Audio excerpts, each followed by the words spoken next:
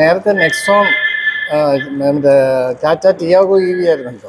Tiago EV ഉണ്ടായിരുന്നു. അതെന്താണ് വിൽക്കാൻ കാര്യം, കൊടുക്കാൻ കാര്യം? ടിയാഗോ EVയുടെ ST മോഡലായിരുന്നു എനിക്കുണ്ടായിരുന്നത്. അത് ലോങ് റേഞ്ചിൽ 300 300 ചില്ലാനോ അവർ പറയുന്നു.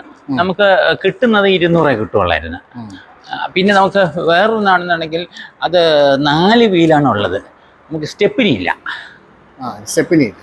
അപ്പം ഞാൻ ഇത് തിരുവനന്തപുരം മുതൽ കോഴിക്കോട് വരെ ഇങ്ങനെ യാത്ര ചെയ്തത്. അപ്പം പല സ്ഥലങ്ങളും ഈ ഒറ്റപ്പെട്ട സ്ഥലങ്ങളിൽ ചെല്ലുമ്പോഴത്തേക്ക് ചിലപ്പോൾ നമ്മൾ ഫോറസ്റ്റ് കൂടെ എല്ലാം കയറി പോയിട്ടുണ്ട്. ആ സ്ഥലങ്ങളിലെല്ലാം പോകുമ്പോഴത്തേക്ക് ആകെ ടെൻഷൻ, പഞ്ചറാവുമെന്നുള്ള ടെൻഷൻ. അത് കാരണം പഞ്ചർ കിറ്റുണ്ട്. പഞ്ചർ കിറ്റാണെങ്കിൽ ഒരു കല്ലടിച്ച് പൊട്ടിപ്പോയി കഴിഞ്ഞാൽ നമുക്ക് ടയർ മാറ്റിയാലേ പറ്റുള്ളൂ. അപ്പൊ അതുകൊണ്ട് അങ്ങനെ സ്റ്റെപ്പിനി ഉണ്ട്. അങ്ങനെ ഒരു ഇത്. പിന്നെ വേറെ എന്ത് സവിശേഷത ഉണ്ട് ഈ EV മാക്സ്? ഞാൻ എടുത്ത ST മോഡൽ, നേരത്തെ എടുത്തത് ടിയാഗോയുടെ ST മോഡൽ ആയതുകൊണ്ട് മറ്റേ ഇതിന് ക്രൂയിസ് കൺട്രോൾ ഇല്ലായിരുന്നു. ഇതിന് ഈ നെക്സോൺ മാക്സ് ആണെന്നുണ്ടെങ്കിൽ ഫുൾ എഡിഷനാണ്. ഫുൾ എഡിഷന് ഇതിന് കിലോമീറ്ററും കൂടുതലുണ്ട്, ക്രൂയിസ് കൺട്രോൾ ഉണ്ട്, പിന്നെ സൺറൂഫ് ഉണ്ട്. അപ്പം എല്ലാ ഫെസിലിറ്റിയും ഉണ്ട്. ഈവൻ നമ്മൾ ഇരിക്കുന്ന സീറ്റിൽ തന്നെ കാറ്റ് വരും. പിന്നെ മോണിറ്റർ വന്നിട്ട് 10 ഇഞ്ചിൻ്റെ മോണിറ്റർ, മറ്റേതാണെങ്കിൽ 7-ൻ്റെ അകത്ത് എന്തോ 7. വിലയും വ്യത്യാസമുണ്ട്. ഇപ്പോഴും ഒരു പുതിയ മോഡൽ വന്നതുകൊണ്ട് ഇവർ 3 ലക്ഷം രൂപ, നേരത്തെ 21 ലക്ഷത്തിന് അടുപ്പിച്ചുണ്ടായിരുന്നു, അതിന് 3 ലക്ഷം രൂപ കുറച്ചിട്ട് 18 ലക്ഷത്തിന് തന്നു, ഓഫർ പ്രൈസ്. അപ്പം നമുക്ക് അത് നോക്കുകയാണെങ്കിൽ ഏറ്റവും ഹൈ എൻഡും കിട്ടി, ഈ വില കുറച്ചും കിട്ടി. പക്ഷേ ഇത് മറ്റേ വിട്ടിപ്പോൾ ഇവർ തന്നെ എക്സ്ചേഞ്ച് ചെയ്ത് എടുത്ത് അത് 9 ലക്ഷത്തിന്, ഇവർ 9 ലക്ഷത്തിന് അവർ എടുത്തു.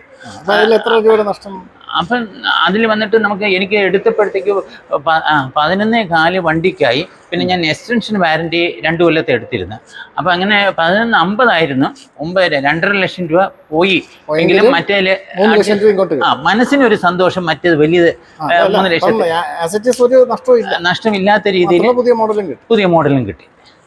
പിന്നെ ഇതിന് വന്നിട്ട് സാധാരണ മാക്സിന് വന്നിട്ട് അവർ 430 പറയുന്നത്, ഇത് വന്നിട്ട് 450 പറയുന്നുണ്ട്. ഈ ബ്ലാക്ക് എഡിഷൻ, ബ്ലാക്ക് എഡിഷന് 450, ഒരു 300-325 നോക്കാം. 300 മിനിമം 325 കിട്ടുമെന്ന് തോന്നുന്നു.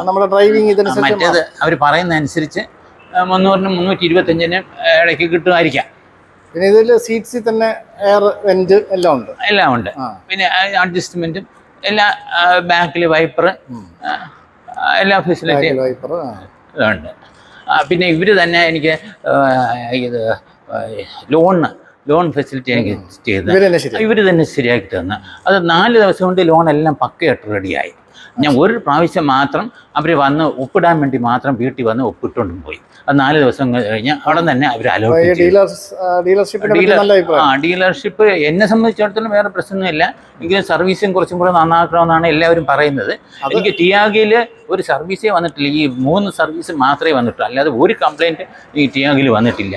ടിയാഗോ നന്നായിട്ട് പോയത് കൊണ്ടാണ് ഞാൻ ഇത് എടുക്കാൻ തന്നെ കാര്യം. കംപ്ലൈൻറ്റുകൾ വന്നിട്ടുണ്ട്. നമ്മുടെ ഗ്രൂപ്പ് നോക്കുക, യുവോക്കയുടെ ഗ്രൂപ്പിലാണ് ഞാനുള്ളത്. യുവോക്ക ഗ്രൂപ്പിൽ പലർക്കും കംപ്ലൈൻറ്റ് ഉണ്ട്. MG ആയിരുന്നാലും ശരി, മറ്റു വണ്ടികൾക്ക് ഇത്രയും എണ്ണം പോയിട്ടില്ല. അപ്പം കംപ്ലൈൻറ്റ് വരുമ്പോൾ ഇവർ കറക്റ്റായിട്ട് ചെയ്യുകയാണെന്നുണ്ടെങ്കിൽ സർവീസ് ബെറ്റർ ആക്കിയാൽ എല്ലാം നന്നാവും. അപ്പോൾ all the best. Thank you.